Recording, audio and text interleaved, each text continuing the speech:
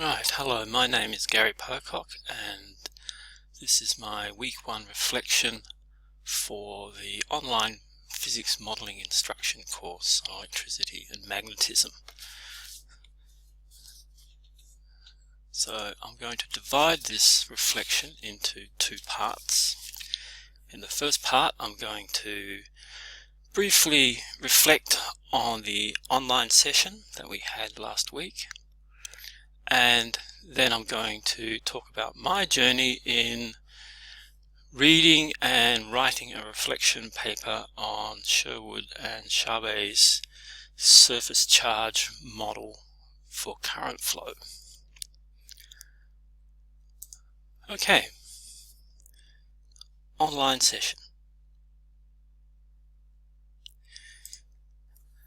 Our online session was divided into 3 parts, and the first hour was an introduction to the course. The second hour was a participant introduction, and in the final session we all did the E&M concept inventory. So this was a great experience in itself for me, because although I've done quite a few online courses before, this is the first time I've really had an extended experience with synchronous online learning, and it was really enjoyable. The go-to training platform worked extremely well. There was no problems there at all. It was easy to navigate, and also the tone of the conveners was very relaxed, and they were very informative about the structure of the course in the first hour. It was then a really good experience to meet the group of people doing the course and to see just what a wide range of experience we have in this course. The breakout groups also were enjoyable. I did notice that this was probably a new experience for a lot of us, and so in our breakout groups we really weren't quite sure how to manage discussions. It's unclear when you've got 4 people together in a little group who's going to talk first and how we're going to arrange our interactions. So I don't know, maybe it might be a good idea if we have similar things in the future to have someone appointed as a convener to try and organize these discussions a little bit better. But still, it was very good. It was enjoyable talking to other participants in the class. I was going to suggest that we could ask if we can get the online link to the little summaries of each participant's background. I've just seen in an email that Matt has just sent us a link, so that's really good. There's quite a few of us, so it's hard to remember everybody.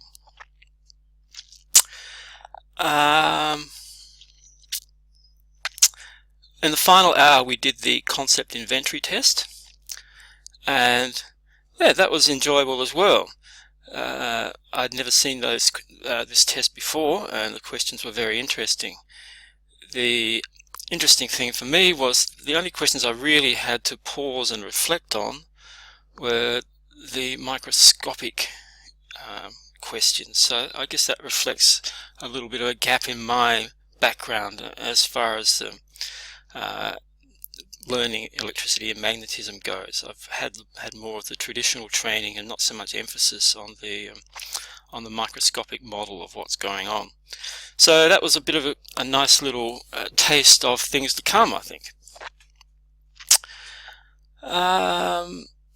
Okay, so that's most of the things that I have to say. In fact, at the moment I think that's all of the things that I have to say about the online session last week. So what I'll do now is I'll move on to my reflections on the Chabet and Sherwood paper and my little journey in writing a reflection paper on this. Well, I have to say straight out that this was a big journey indeed. The paper was I found absolutely fascinating, and quite challenging as well. And I have to confess that my initial thought was that this is way too complicated for being able to introduce it at a high school level. But then as I went into it further and further and prepared to write the paper, and I broke down the structure of their explanation and read a little bit more widely on the topic, in the end I managed to convince myself that yes, indeed, this is doable, and it could well be possible to introduce this to in a high school level physics class. So I was very excited by that. What I did after I read the paper was I searched around to see if anybody else had also discussed this particular approach. I have to say that I was totally convinced by Sherwood and Chabet's argument that we need a microscopic explanation for simple circuit phenomena. It is a real oddity that we don't do this in traditional physics classes.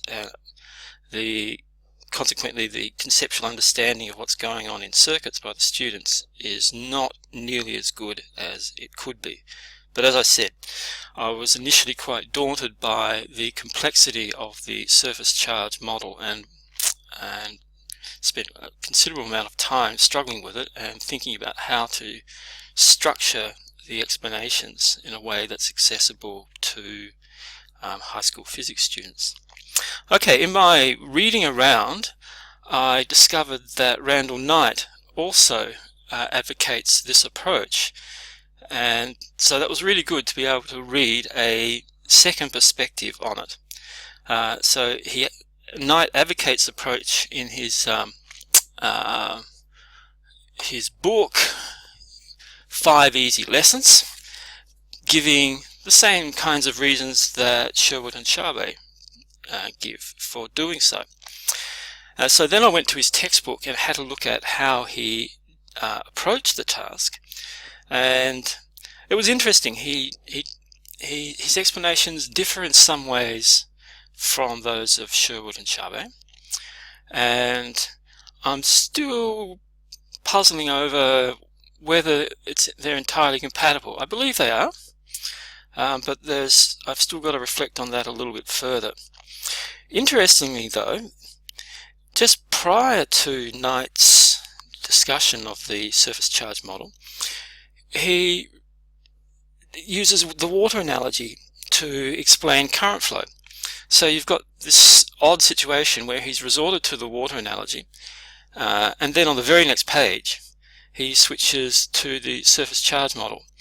And that's interesting in the light of the fact that Sherwood and Chabet criticize the water analogy, and that it actually gives a wrong model for how electrons flow around the circuit. So it's quite striking to see the two explanations side by side in Knight's book, and after reading Sherwood and Chabet, realizing the inadequacies of the idea that electrons are pushing other electrons around the circuit as a way of explaining current.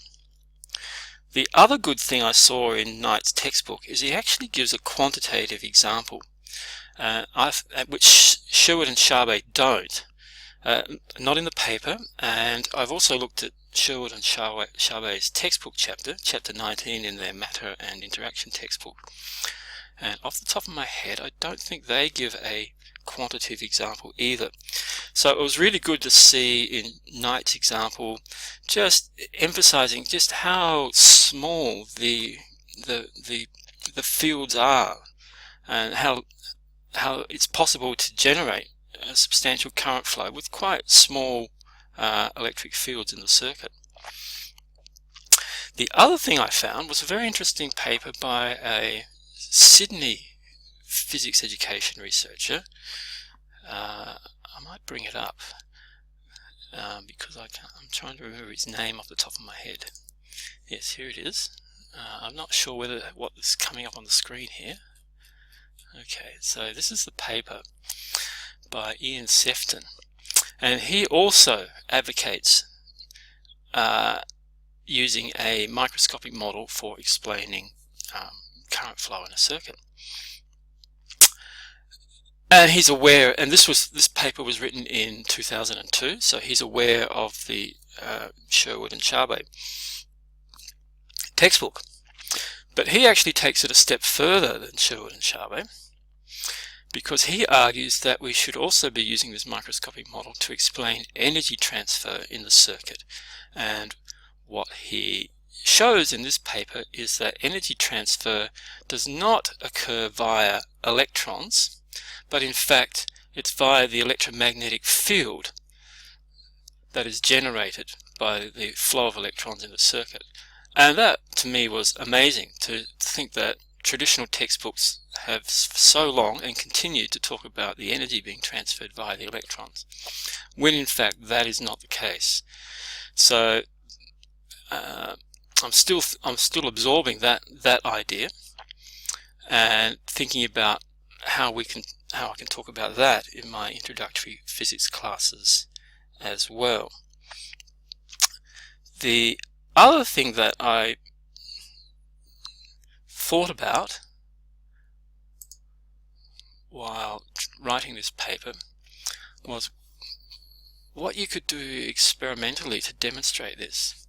And I certainly couldn't do this in my physics class, but it occurred to me that wouldn't it be really amazing if you could get a simple circuit and somehow rather get a Faraday cage and isolate the circuit from the battery and see whether the current still flows through the circuit when the circuit is isolated from the field of the battery. I've looked around on the internet and I haven't seen anything like that in discussions, so I'd be really fascinated to know what happens. My intuition is that current probably still would flow, because you've got to put holes in the Faraday cage to get the circuit through in the first place. So I suspect that the field would probably be able to get through that way. But it may be the case that the field would be so much weaker that the transient phase would go on for longer, and it would take longer for the steady state to be reached. I'd love to know if that was the case. Having a video of that would be an amazing thing to be able to show the class. I also looked at Charbe and Sherwood's textbook, and their chapter 19 on surface charge was really interesting reading indeed. And I looked at the other chapters around it. It's an amazing textbook because it's so different from the traditional textbooks. I think it was chapter 15 in the textbook. It's a chapter which is prior to the surface charge model. It's the one on polarization. I was really impressed with that chapter. The diagrams they've got to explain polarization I've seen nowhere else, and the microscopic details that they include I had never seen before. So I'm going to be studying that in a lot more detail and think about how to incorporate that into my course. So, in summary, week 1 has been tremendous, a great learning experience. I have to admit it was a lot more work than I anticipated. Researching the Sherwood and Charbe paper was a huge process, enjoyable but very challenging. So, as I said at the start, this is my first experience with an extensive online learning course, synchronous learning, and this is a great experience in itself. In fact, this recording is a good experience because this is the first time I've done a screencast recording where I'm either not standing in front of an audience or I'm not talking about content material that I'm very familiar with. So hopefully I'll get better and better at this process as the weeks go by.